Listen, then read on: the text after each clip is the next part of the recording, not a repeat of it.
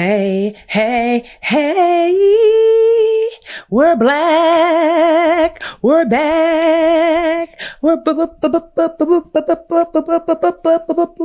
brown, ambition, ambition, ambition, ambition, ambition.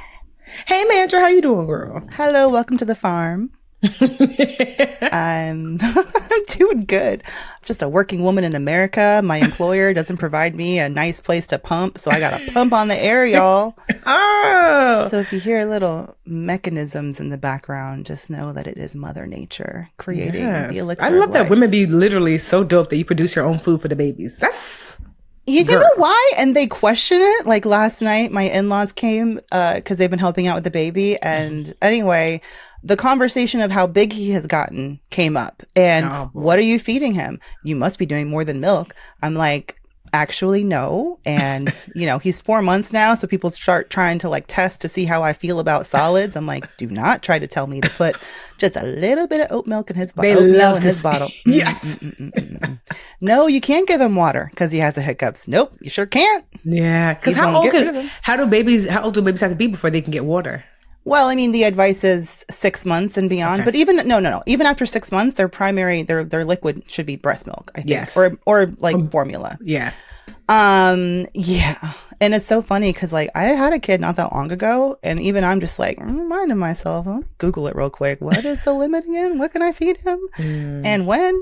Because not me in the dark at like 3 a.m. stuffing an Uncrustable down my gullet because I'm starving, because breastfeeding makes you hella hungry and thirsty. Heard, yeah. Holding an infant who I don't know yet has a peanut allergy or not. And I'm just like, I'm going to eat this real fast. Like, I'm trying not to touch you. Oh, that's right. Because peanut allergies are not just ingested. It's like literally like in your, like in the air. Okay. There's just so many ways to harm babies are just so fragile. But I so tell sturdy. you, my sister, like, she sent me this video and she was like, this is how I feel. It was this video of this woman describing being a working mom. She said, first shift is your actual job, which wears you all the way out and you are depleted. But oh, no, there's second shift, which are your children or child. And she said, so now you have to, and she's like, second shift is the most important shift. Meanwhile, you're already depleted, navigating, taking on this job of like raising it. Did you eat? And then someone said, oh, you forgot about third shift if you're partnered, because, you know, they want a hug and dinner and you good, boo boo. She was like, I can't imagine first, second, and third shift every single day. I'm not going to lie. I think one of the reasons why I delayed trying to start a family is because I taught preschool for so long and I could not imagine loving on the babies as much as I did and then somehow going home and having anything left over. I couldn't imagine it. Yeah, I mean, you're kind of describing, like, I know you said working moms, but my husband, you know, he has such a long day because he's a commuter. He commutes to the city. And I think that in the first years of parenthood, and, you know, I put myself in the category too. We're pretty hard on dads, making fun of them. You know, they don't do enough. And it's true, because like society has not prepared a lot of these men to be an equal partner. And it's up to us to beat it into them.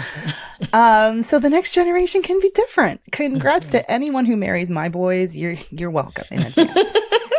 But anyway, but I have to sit and acknowledge, like, you know, he gets such a short end of the stick. I'm an entrepreneur, you know, I work at home. I can take a quick nap if I need to. Enrique, he gets up at 5:30 and usually Rio, my oldest, is sneaking into our bed around between 1 and 3 a.m. And he doesn't just come in and snuggle up. Of course and not. Oh, I just want to be next to mommy and daddy. He roasts my husband, like physically roasts him, like kicks him, and it's only him, not me. He leaves me alone. But I just hear them fighting like an old married couple over the sheets, over the pillow, because he wants to have the same pillow, and then he's kicking daddy. And I'm like, Enrique is livid, but it's a 3-year-old, but he is being such a little asshole. Can I say that? Yes. And kicking Enrique, and he can't sleep, and he's not feeling, we're both like sharing a cold right now. So I know at some point he went to the couch last night, but when I got up to get him up, because he wasn't hearing his alarm, he was back in the bed. So I don't know what happened. They must have made up. But But then he's got to commute an hour and a half to Manhattan, do that, work all day. He leaves at 5:30 because he's been doing like this overtime because, you know, whatever, things are crazy. And then he'll get home 6:37, and then I'm like, hey babe, can you do this? You know? And then he handles bedtime for Rio, and maybe we talk to each other. We're like, see ya at like 9 o'clock. Back to school time, back to work time for him. It's been really hard, like on a relationship. I'm just looking at him sometimes, and I'm like, you like, we married each other. You like me, right? You like goodness. Think about me. He's like, but we're both just in it. Like you're just, you know. And I think so. I just want to acknowledge that he has got a really, really tough day. And having help is essential, you know, and having his parents finally contribute by providing childcare, you know, has definitely helped. But yeah, I just think to myself, the women like single moms. Oh my God. I'm like, what does that even mean? What does it mean? How are you surviving? Well, if you like just not having to do it alone, you know, it really does. Find your village, make your village. Yes. And these day and age, I had to make my village. I don't have a bunch of family near here. So that has my neighbors. Like I've mentioned my neighbors before, but Auntie Lynn down the street has come many a morning to come watch the baby for me so I can take, you know, my eldest to daycare just because, you know, I didn't get lucky with him being awake. He was zonked out. I didn't want to wake him up, you know, so my neighbors, family, friends, etc. And there's just so much, it's like you're talking about just the physical components, you know, and we talked about the financial components, but there's like the emotional component. So I always feel so bad, like when I do something and I leave the kids in a worse state than how my sister found them. And I'm like, okay, bye. So I'll give you an example. Like, I went to like this toy store and like the kids, you know, every kid goes through their dinosaur phase where they love dinosaurs. And so I was at the toy store and they had this big like T-Rex. It was like as tall as me. And it was like, you know, like making all the noises or whatever. So I had my friend with me and I told her, ooh, record me walking up to it and petting it. So I could send it to my sister so she could show the kids, like, look at Auntie Edo taming the T-Rex. This is cute. It goes well. So I can tell that Amelia, Mimi, she is 6, must have my sister's phone. So I sent the video and she sent me a voice note because these kids know how to do everything. She calls me Auntie Edo because my African name is Adochi. Auntie Edo, where are you? What is that? And I was like, it's a dinosaur, but not a real one because she knows extinct and live and everything. I said, what kind of dinosaur do you think it is? She wrote back, T-Rex. That sounded great. I'm like, yay, Auntie Edo did a cool thing. I'm out here petting T-Rexes. Call my sister just for a chit chat. I hear noise in the background. Amelia and her are going back and forth because she doesn't want to eat dinner. You know, like, because just why? Yes. And so I say, put me on speaker. Why did I do this? I said, Mimi, you know how you want to go see T-Rex? You know, only kids who eat dinner can go see T-Rex. Why did I say that, Mandi? The howl that girl released. I mean, ooh, all I heard was, ooh. I mean, because she really didn't want to eat. But she did want to see T-Rex. So she was so upset. I was like, so now, because she knows it's impossible. She's never going to eat, which means she's never going to see the T-Rex, which means her world is destroyed. I was like, why is she being punished for not eating? I thought I was being a good auntie to motivate her to eat. Kara was like, meanwhile, though, you could tell a seasoned mama versus like because, you know, a newbie, it's like, oh my God, what have you done? Here go, Kara, girl. I was like, I'm so sorry. Do you want me to come by? She said, girl, she'll be all right. Anyway, so I was like, but that's a lot of noise in the background. She's like, that's my dramatic child. You know, but I felt so terrible. And I thought to myself, how do y'all manage that day in, day out? You know, the temper tantrums, are they happy? Are they sad? Do they have friends at school? You know, like, are they adjusted? Did they sleep well? Are they, the level of worry that comes with like having this little person that you need to take care of. You know, I mean, no, but for real, it's just, will a mass shooter show up today? Is this today? You know, it's let's just be real. Let's be people 100 because that thought passes my mind every day. And I have to do my whole exercise like, oh, it's a thought. It can't hurt me. It's a leaf floating down a stream. Just go to Dunkin' Donuts and pretend that thought didn't just like that's what you know. So yeah, it's fucking hard. Actually, you know what? I'm gonna go take a nap now that you've made me think. Look, I did it again. I did it again. Just like, oh, poor sorry, baby. I don't want to nip slip on the podcast. I'm almost done. If You y'all got a was good watching haul. the video, you could have caught that. No, I'm just joking. Did I? It's No, you not didn't. cute when No, they're no, all you didn't. engorged and No, you you don't want to didn't. know what it looks like after you pump. It's not cute. No, but I just think that like sometimes when people talk about kids, it's not only, but so much of it just surrounds like how much it will cost me, which obviously a lot. But there are other things to consider, you know, like I think about that, like, you know, as I've been dipping my baby toe into dating, you know, like I'm going to be 44. And so that means the men in my range, the likelihood is I would say 80 to 90% of them are going to have kids of different varying ages. And that's what I found, which that doesn't bother me because, girl, I'm about to be 44. Like, You've already done that too with Superman. Exactly. But also too, like a lot of them, their kids are like in their 20s or, you know, like 10, 11, 12 or above. So I've just been kind of asking myself how young is too young. Like there's definitely been people who are like, okay, I've got like a 2 or 3 year old and I'm like, oh, that seems pretty fresh. And also too, I just know how much energy you need to expend for that. And not that I'm like, well, I want attention because it's not even that serious. It's really more so like, honestly, your focus needs to be there. So I've just been navigating like what, you know, like how young. So I'll give you an example of this guy who's kind of like interested. Hopefully he doesn't listen. Hey, he's got like, used a surrogate to have a baby and checking the pump. Sorry. That's all right. He used a surrogate to have a baby.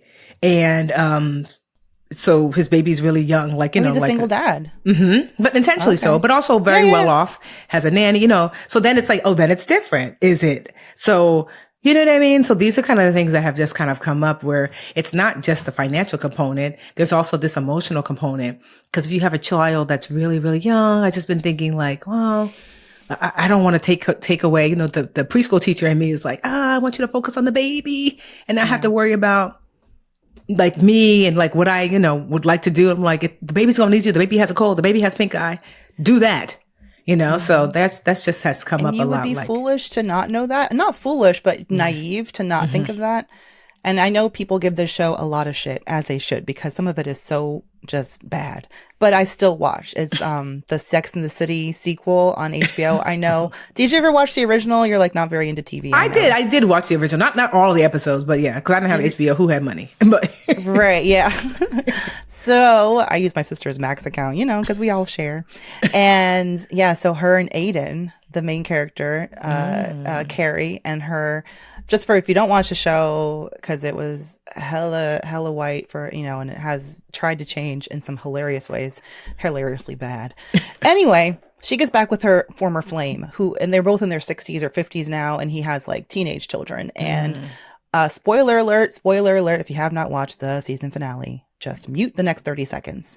They end up breaking up. Okay. And basically, like, he's like, give me 5 years. I need to be with my teenagers because his teenager like went and crashed a car and, you know, really needed him now. And there was a really bad scene when Aiden was crying in the car. It just was not really well acted. But anyway, and so they end up breaking up and he's like, just give me 5 years. I'll see you in 5 years. It was so weird.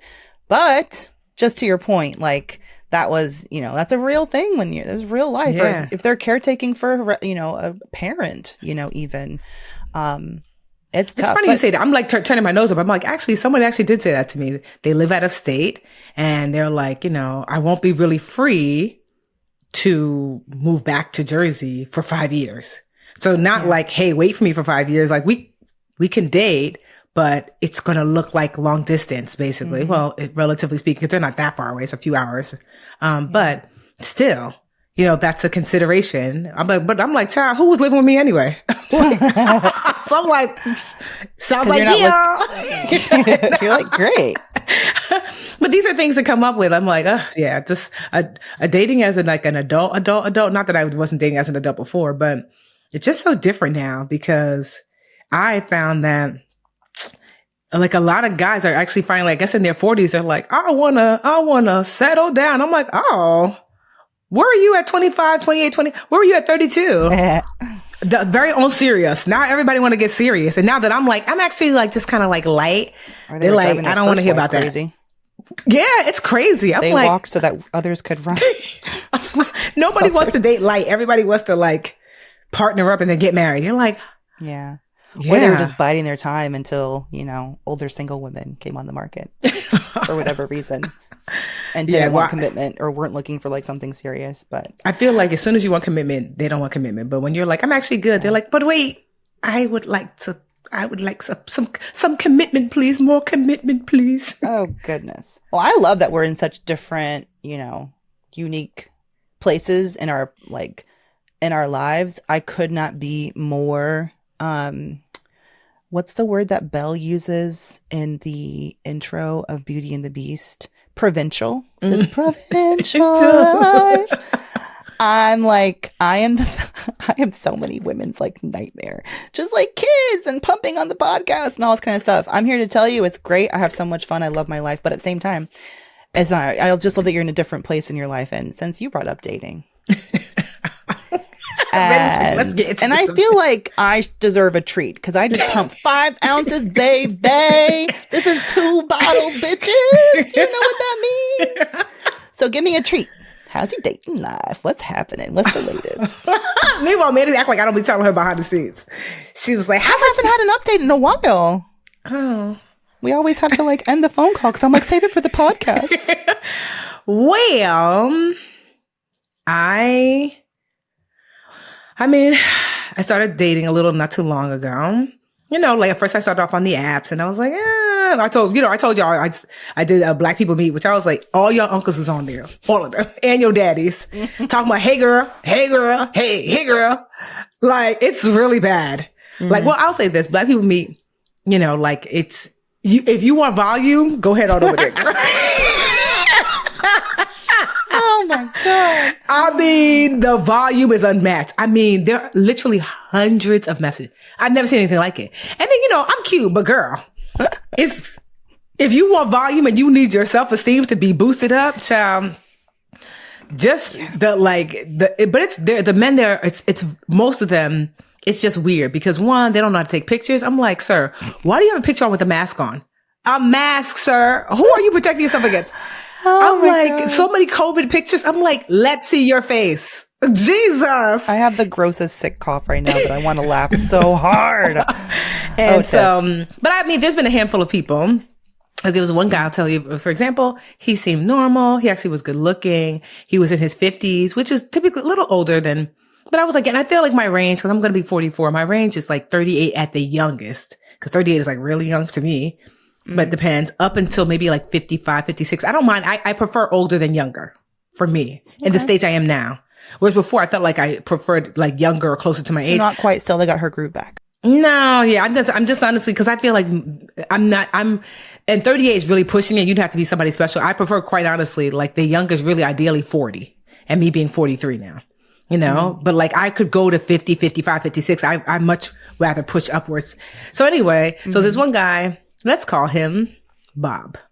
So Bob seemed great. He used to play pro football. I was like, oh, okay. And you could tell he's great physique. Although he's in his 50s, still really great shape. Dad of an older child. He's a teacher.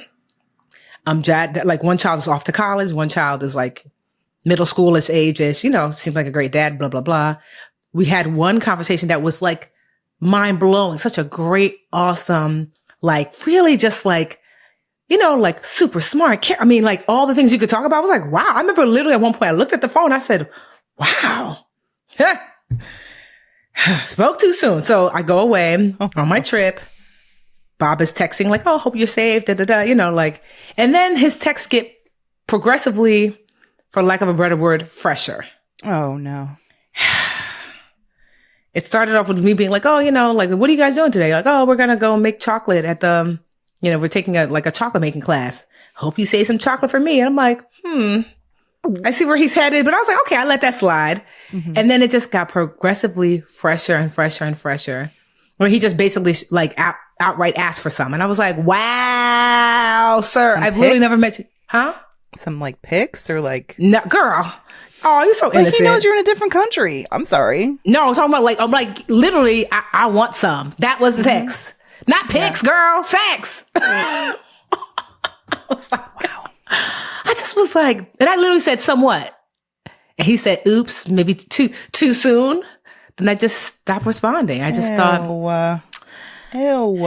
I know. I just was like, Where you met him on the website that shall not be named, or where'd y'all meet?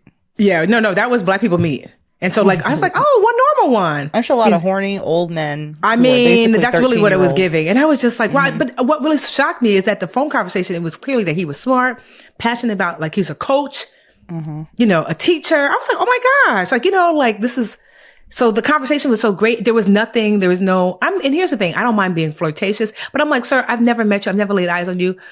We're not, I'm not. So I initially just ignored him. And my friend Linda was like, oh, you should at least set the boundary just so he knows moving forward. And I just messaged him. I was like, hey, you know, although I enjoy flirting, I'm just not into overtly sexual conversation with somebody who I do not know, you know? Oh, okay. And he was like, say like, oh no, go ahead. No, he was like, okay, bye. Have a good life, basically. Because he's embarrassed. I know, but girl, I was like, moving on. Because you're way too mature for him. He thought you were just going to let him have an easy out. Girl.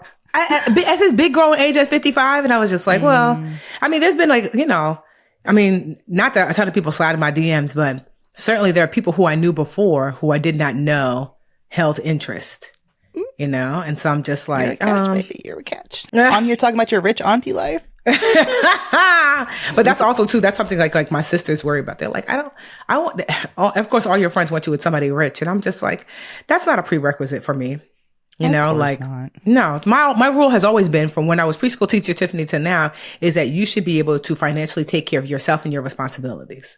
However that looked.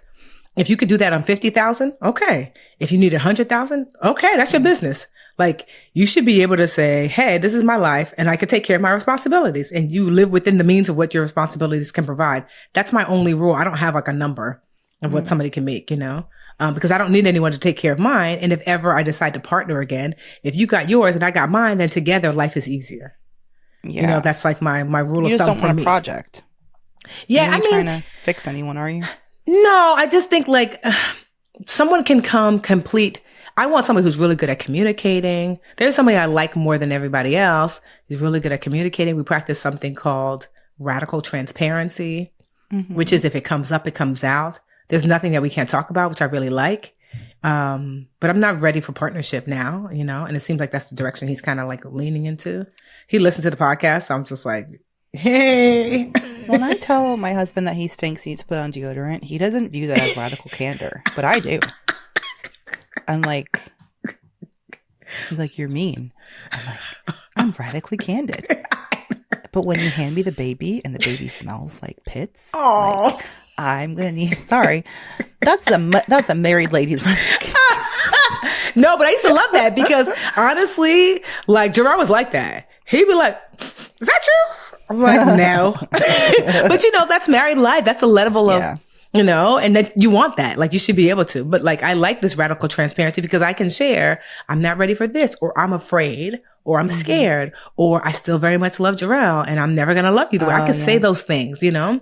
Where I'm just like, I feel like I'm not ready for partnership because quite honestly, I don't know what to do with this love I have for Jarrell. You know, like I don't know where to safely put it so I can be open to like something else. So I'm not open as a result fully, you know, like certainly companionship and things are nice, but I'm just like, I don't want to release this like, and I know there's a healthy way. I actually have therapy tomorrow. I know there has to be a healthy way. Like, it's almost like when I bought the condo, I did not step foot in that condo for 2 months because the thought of leaving this home that I built with Jarrell was too much.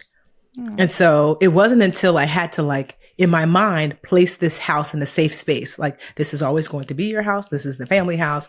This house is not going anywhere. This condo is not your home. This is another home, if that makes sense, you know, because one day I want to live in a penthouse.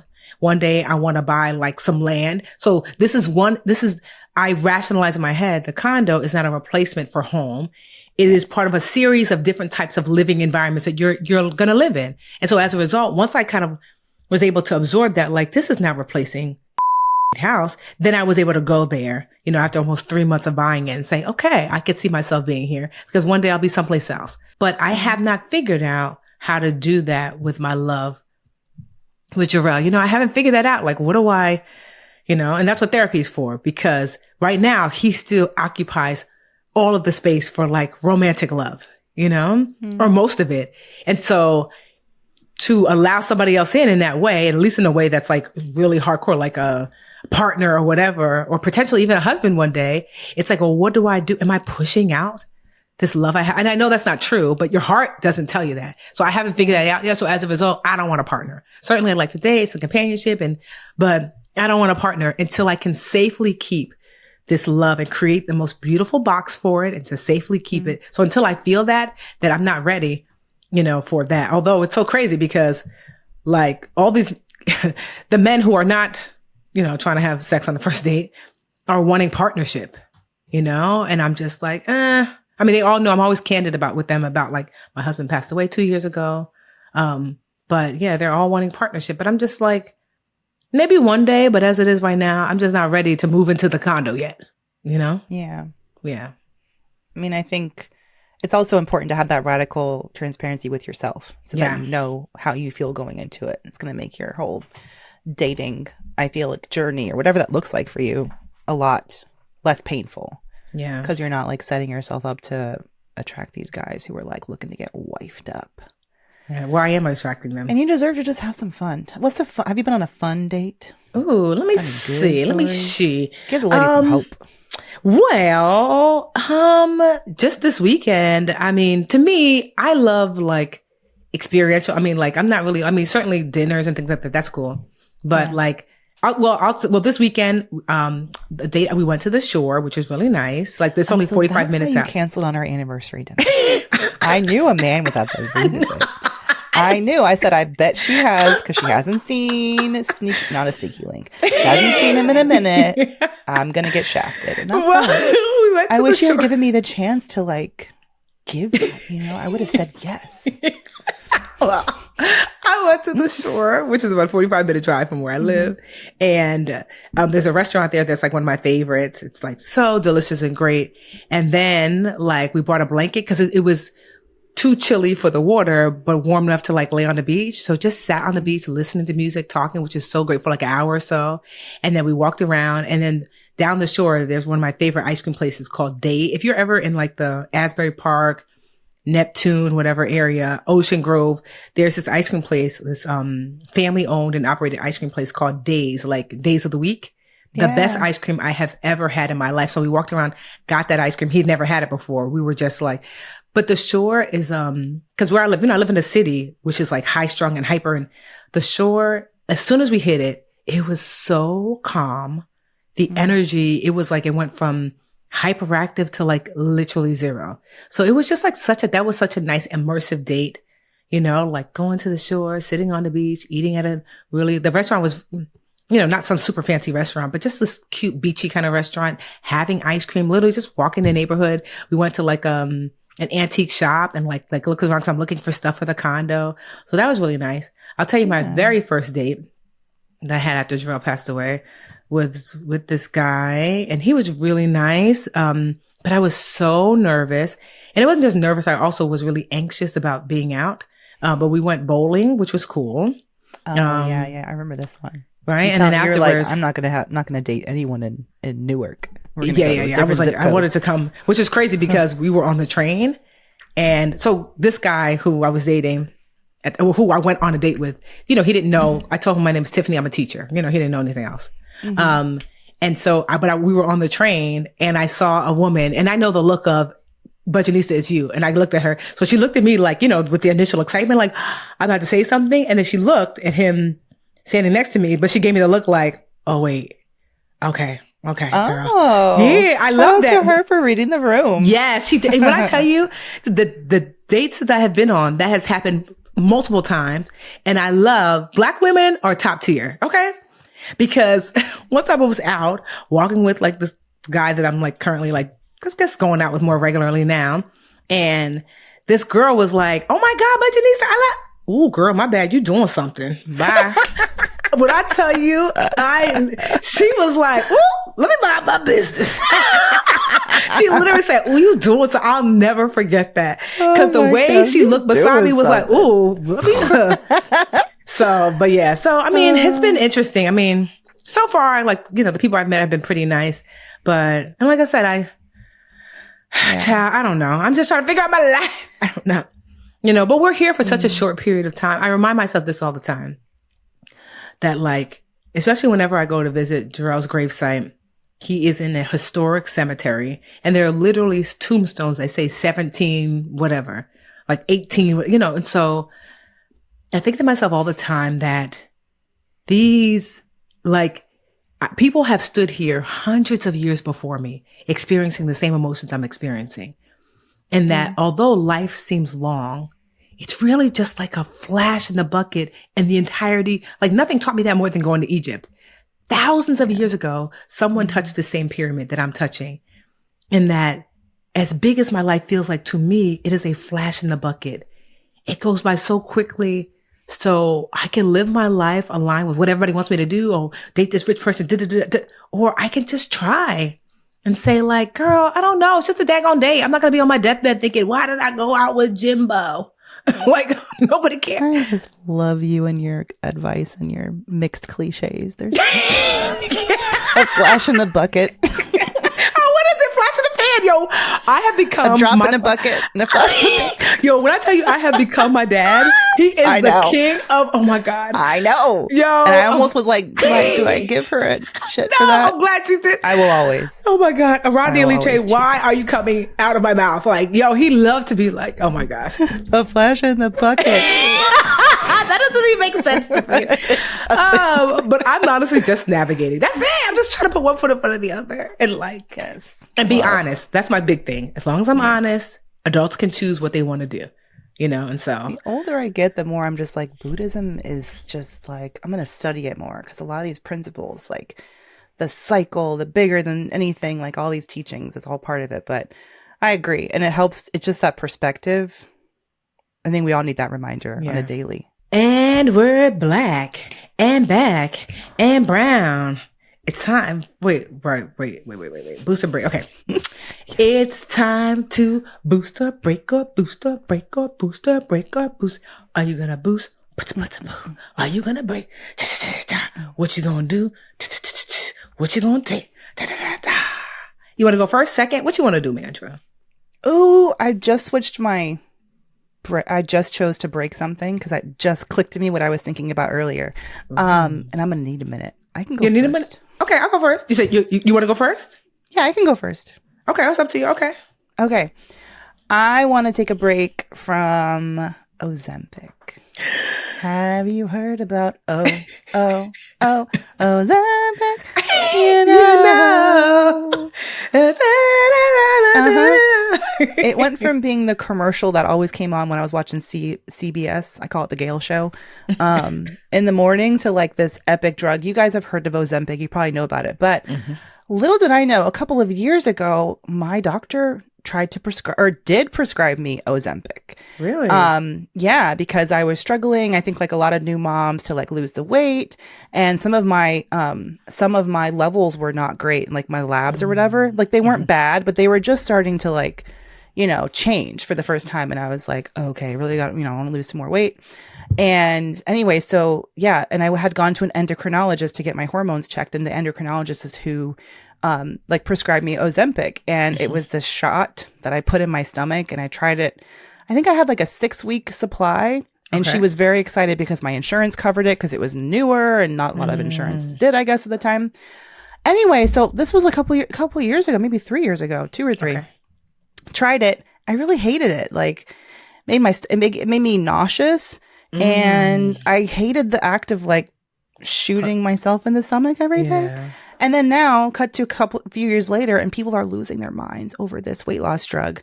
And if you haven't yet, there's a really great episode of the New York Times podcast, The Daily, about Ozempic. And it really just like lays the foundation for how did we get here, where it's become this viral, you know, drug and I should have known we reached a tipping point, because when my mom visited a few, I don't know, like early last year or whatever, she was like, is that Ozempic in your fridge? Because that's where I stored it. You're supposed to store it in the fridge. She's like, can I have some? And I'm like, Mom, should we be sharing needles like this? Like, this is, you know, it was just weird. And I can see the hunger in people's eyes, like, oh, this is a miracle pill. This is a miracle drug, whatever. It's not a pill, it's a shot.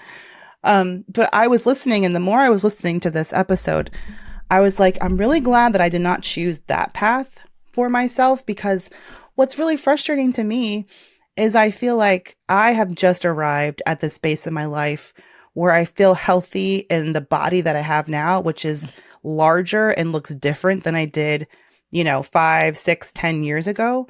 Mm-hmm. But I feel and am healthy, and I am happy, and I'm part of this new, I feel like for elder millennials, this new wave where it's about really loving ourselves the way that we are and looking for health, healthfulness, and that's not attached to a number on the scale, and just having a good mentality around that. As long as you feel good and you're healthy and things are fine.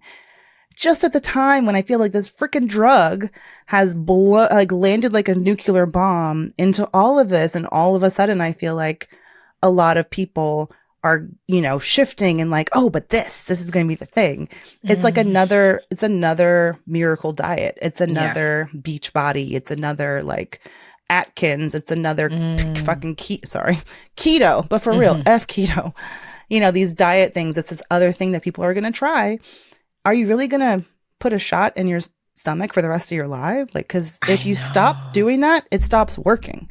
Yes, that's what I've heard. If you stop shooting yourself in the stomach with this, medicine, it will stop working. And so the same reasons why you struggled before are still going to be there. So I feel like it's just not like a long-term solution. And I had to know myself, because I started to even wonder, I bet I can get back in touch with that endocrinologist and see if she can hook me up like it's fentanyl. No, but get some more and try it again. After I just had my new baby, because I genuinely do have some weight loss goals with this one.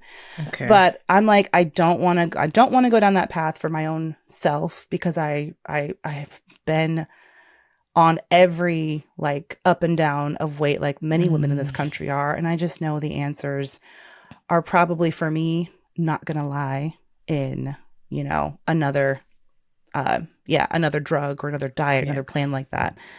And it just makes me sad, because I feel like there is so much, especially at that Beyonce concert. I just felt so like seen, and her dancers. I still think about that one dancer with the cropped short blonde hair. Yes. And like with all that body. And I was like, her body looks like my body. And and we're getting to this place, and it feels like this drug and all the conversations around it are just bringing us back to, and like, not having feeling like we need to do something to change ourselves. So that's my break this week. No, I didn't know that it was an injectable. And I had heard that you have to keep taking it. Like, I wonder how has like the market share of that, what's the financial ramifications of like this drug? I'm sure like that. Do you know who makes it? Like Procter and Gamble? It's what's it called? Novo Disc or Noro? It's one of those. It's a big pharmaceutical. It's like called Novo. I wonder how, like, if they are privately owned, which I'm sure they're Nordisk. Like, and what how their stock prices rose as a result. This is the type of thing, quite honestly, this whole thing around like Ozempic and things like that. Like, if you are in the market, these are the types of things that you listen for. And, you're like, this is something. This is how people kind of choose like where they might invest and where they might place their money, depending on because not everybody wants to invest in something like this. But I'm just putting that out there as like a financial spin. But yeah. And then for you to have to use it forever and ever and that's a lot. Like, I mean, as someone who was like, I had been pretty much skinny my whole life until I was in, and I put on like a decent amount, like 30 pounds or so. One person's skinny is another person's like, or one person's I'm not skinny anymore is another person's like goal. Do you know what I mean? Because there's no version of you that I've ever known where you haven't looked fucking amazing, and I've been like, dang, I wish I could be that size. You know what I mean? Like, it's just crazy what we do to ourselves. I know. But we're all in this like war with ourselves. And I just felt uncomfortable, like with the way like it was feeling and sitting, and and so like now that I'm down to like, I guess what I would call like my regular normal weight, like, so just for transparency, because I'm not hung up on numbers, so I'm 5'7". And at my peak, I was a little over 200 pounds. I am triggered by numbers. Okay, so I won't. Please not share your numbers. I'm sorry. Okay, I won't. Okay, I'm sorry. No, it's okay. I have got a lot of like, I've been like traumatized by this my whole life. But yeah, numbers triggered the Okay, we know. Okay, good to know. So anyway, I just lost a good amount of weight, and I feel like for the most part good about where I am now. I'm just like, y'all know I've been walking. Lately I've been considering going back to weight training a little bit because I find that I yo-yo because walking is not, you have to like muscles underneath have to basically keep you where you are, but the walking has been great. I've been doing that for like the last 2 years, and it has mostly honestly been about mental health, the walking. And I was almost kind of like the health component. I was like, oh, because I never thought it was not my intention to lose weight with walking, because who thinks you could lose weight? I did not know that. It was really just like, I need to walk because I cannot sit in this house. Like I started walking after Gerald passed away just because I was looking for peace. And I was like, it's nature, it's sunshine, it's outside. I get to talk to a friend or maybe listen to a podcast. And inadvertently, I started to like lose some weight. And I just said, okay. And even now when I walk, it's really not for that. I'm just like, I still walk my 1 to 2 hours when it's not raining like today, because it brings so much peace to me. And it's nice to know that, because I had a personal trainer for a brief moment. He was like, Tiffany, it's so good for your heart. Like, are you going to become ripped from walking? No. But he was like, your overall health, like it tremendously increases your overall health. Like now I'm into like, I'm such an old lady. I just went to this place in Montclair called Fleet Feet. This is like where like, if you're like a runner or a marathoner or whatever, people go to get fit for sneakers. Like, and so they're not specialty sneakers, but they are really knowledgeable about depending on what type of sport you do, which sneaker you should get. So I like to go. Yeah. And so I got if you were to see my walking sneakers, you're like, you are now 80. I got to see them. The thickest. So I don't care, because I have plantar fasciitis, which is just flat feet. Plantar fasciitis.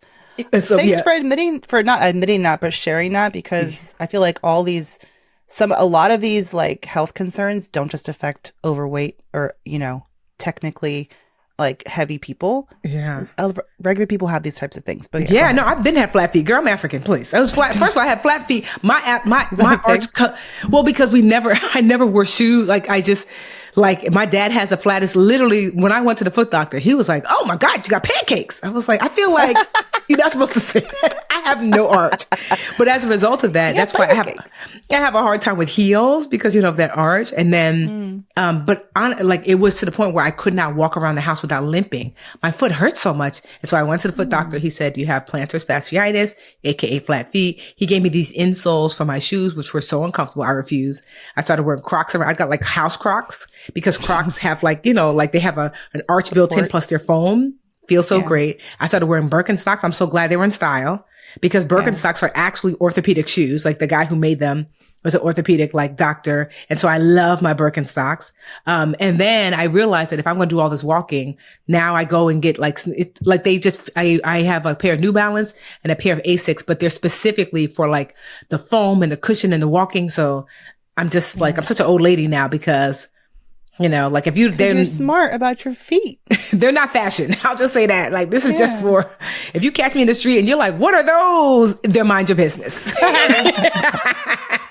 Yeah. Well, I've just gotten to a place where to give you a sense of my journey, for me to take a walk just for the pure love of it, which is what I've arrived at now, has taken so long. For me to take a walk and not think, I have to take this walk because I had a sandwich for lunch, or I should take this walk because I am going to eat later, or I need to start losing weight. Like, to make it just move your body for the joy of it, and for the way it makes you feel. That's where I'm finally at. And I'm just I love that here. Yes. I love that. And it's not easy for a lot of people, like the mental. That's the thing with the way that Ozempic works. I really encourage y'all to listen to that episode, because it'll teach you a lot about how it works. It actually blocks in your brain. It makes you stay shaded for longer, but it also it also stops your brain from thinking about food in some way, thinking about eating and what you're going to make and in advance, you know what I mean? And of course also it blocks a hormone that makes you have more of an appetite. Okay. So it dulls all that down. Similar to how anti-anxiety medication dulls the doubts and you know what I mean? Okay. So it's fascinating how it works. And I know it helps lots of people, because, and if you're on the brink of some really bad medical condition and you need something where you can lose wait to get better, all for it, 1,000%. But yeah, I think my break is just about the impact to other people I know who are on similar journeys to me in terms of like your self-love and your body and all that, to think that it could potentially like set some of us back. It's just kind of sad for me. No, it is. And honestly, Mandi, I always thought you were so beautiful. I know I am. I don't disagree. I trim my own bangs and I don't love them. Her curls are always popping. Girl, you always serving face no matter what. Girl, always. I feel so beautiful now. Yeah. I walk out the house. I get hit on more sometimes when I leave the house than I used to. Girl, we were at Beyonce. Girl, the looks that Mandi was getting. I was like, ooh, and another one. Ooh, and another. It was like, ow, hey, girl, hey, the thighs are thawing. Yes. The thighs are thawing. Yes. But anyway, thank you. But yeah, it's really just about how you feel about yourself, right? Yes, that's true. Because you could be the most beautiful woman in the world, and if you don't feel that about yourself, then I have been 50 pounds lighter, looking at and feeling like, oof, I wish I could lose 20. And now I'm looking back like, what was I thinking? I know. I'm done with that bullshit. I want to be in this moment right now. I love the way I look right now. Yes, like that is the journey. That is it. That was a long ass break. No, somebody needed to hear it. So mine is a light and bright. So every once in a while I like to highlight, especially especially Black women-owned businesses. And so I want to highlight the lady who does my brows. Don't look at them now because they have not been done in a while, if you're watching the video. But Farrah, her business is called, let me pull it up. It's called Secrets with an S, To Plush. Secrets To Plush. She's on IG. But the way this woman, what does she do to them? One, she can certainly tint. She can use henna. She can do ombre. So these are like more permanent kind of like, but I can't get that because I'm allergic. So she did a little test behind my ear. And so the behind my ear was like, girl, you tried it. So you also, because I'm allergic to black dye, which I told y'all about the story, how my face blew up when I dyed my hair. So I told her, let's test. She's like, still allergic. But she's dyed. You've had your eyebrows dyed. You're not talking about like threading or waxing. She does. So I only go for waxing because I can't get anything else because I'm allergic. But she does I have been going to the same lady since I was 14 years old. Shout out to Lisa in Irvington, little Asian lady who's like, hello, no baby. I'm like, Lisa, focus on my eyebrows. Oh my God. I know. She was like an auntie. She'd be like, no husband. And then when I got married, okay, baby soon.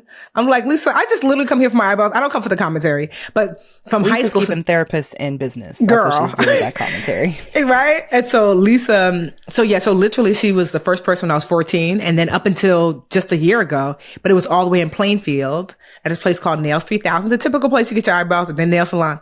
But it just was too far to go. And then my sister Carol was like, hey, I got this Groupon for this place in Belleville, New Jersey, and which is like not far from where I live at all, like literally like a 5-minute drive. And I went, and Farrah, she is like the sweetest woman, Black woman. And I love when someone really knows their like she was like, oh, what if your brow, you have I guess my left side goes a little high. She's like, so in order for me to even out, I have to do this. And then I said, my eyebrows are really thin. She's like, no, they're not, Tiffany. You actually have thick eyebrows. You just have fine hair. And I was like, cause you go to the nail salon, Lisa's just like strip, bye, get out of here and have a baby. Like Farrah was like literally drawing lines on, like she's doing a mathematical equation on my face. She's talking me through it. Plus she's just really nice and kind. We're talking like business talk as Black women. And she just, it's her salon is beautiful. And so she's just like, yeah, Secrets to Plush. If you are in the Jersey area, let's mob through because I'm like, I need her to stay open. Okay. I need her to stay open because I'm like, where else am I going to get my eyebrows done? Her daughter does lashes. But yeah, literally we all go now. Oh, my neighbors, my friend Rihanna, my other neighbor, my sisters, everyone, we have all switched over. Everyone goes there now because she does such a good job, but she's also really, really knowledgeable about all things eyebrows. And she's just really kind and she takes her time. And so Secrets with an S, To Plush. She's at 274 Belleville Avenue, Belleville, New Jersey. If you go to her, the Budgetnista told me about you, girl. And two, I just love, I love to see Black women. She opened the salon, I think either right during the pandemic, right after. And she's just like, I want to make it work and I want to see her do well. you know, and selfishly, I don't want to have to find a new eyebrow lady. So I need her to be in business. These brows, I mean, I don't do anything to my brows, but this is making me want to do something to my She's just great, honestly. She just, you 'cause know, I don't like waxing. My mom yeah. scared Well, you don't me have to. away. I don't think she does threading though. But I mean, like that's something to Oh, ask. I'm But like, too much of a baby for threading. No, no. I know, no, threading is. I know. I used to get threading, and I was like, why do you hate yourself? Y'all Tiffany? are insane. It The hurts so way- bad. It's so painful. So painful. Like I don't people say know you how get y'all used to do it. it. I It's did it not maybe worth 3 it. times, and I thought I was gonna pee my pants with the level of pain. I said, yeah, child. But Excruciating. that was really my boost. I want to boost another Black woman in business who is really nice and kind and funny and smart, but also very knowledgeable and good at what she does. And her prices are like super like, that's it? You sure? And yeah, Secrets To Plush. You can find them on IG. They're located in Belleville. She's Followed got by parking. Tracy Aliche, PR. Yeah, we are. So I'm I telling know you, we I'm in the literally right all of us place. go get our eyebrows done there. All of us, my sisters. Yeah, so that was literally it. I just want to give another Black woman a little, you know, from time to time, I would like to like, you know, because there are so many businesses that I, you know, give my business to, and I'm like, you know what, this Black woman can use a little extra, you know, boost, you know, and so Yeah. Farrah is definitely one of them. So that was a hey girl, hey Farrah girl. If the girls tell you. Especially for the sensitive skin girlies like you. They Yeah. need some place where they actually know what they're doing. When I tell you, I have never broken out. Like, I mean, very sensitive skin. I mean, like, I can't even do anything. I have a rash on my lips right now because I tried a new chapstick. Wow. I know. Like, that's how, honestly, like, I usually only use Burt's Bees, like, as chapstick because trying a new one, I was like, girl, just do it. And now I'm rashy. So I'm back to Burt's Bees. Literally, I have my Burt's Bees with me right now because I have, I don't know why my skin is super sensitive. And like I said, Farrah, super clean. I've never broken out with her, which is huge because it's a very easy place to break out. I love it. Well, shout outs to Farrah. Hey, if you're taking Ozempic or other weight loss drugs, I'm interested to hear what your experience has been. I just feel like, yeah, I'm gonna stay away from that. But in the meantime, come check us out on Friday for BA Q&A and send us your questions. You can ask them. Go ahead on over to brownambitionpodcast.com and click like contact us or ask us anything. Oh, thanks. Yeah, we keep saying ask us anything as if we still have our old website from years ago. Contact us. It's contact us. I know because I just went on there and I was like, maybe I should change that. So we're not lying to everybody. But hey, your questions get to us, all right? Somehow you figure it out. You got it. Or hit us up on Instagram at Brown Ambition Podcast on IG. We'll see y'all Friday. Bye. Hey, BA fam. We're on YouTube. Woohoo! Thank you so much for watching. Please like this video and subscribe to the channel. And while you're at it, why don't you go over to that little bell icon and just tap that for us. Show the BA fam how much you love us. And that way you'll also get notifications when new videos drop. Also, share the channel with a friend. We're always like, tell a friend, tell a friend, tell a friend. And thank y'all so much again for all the support.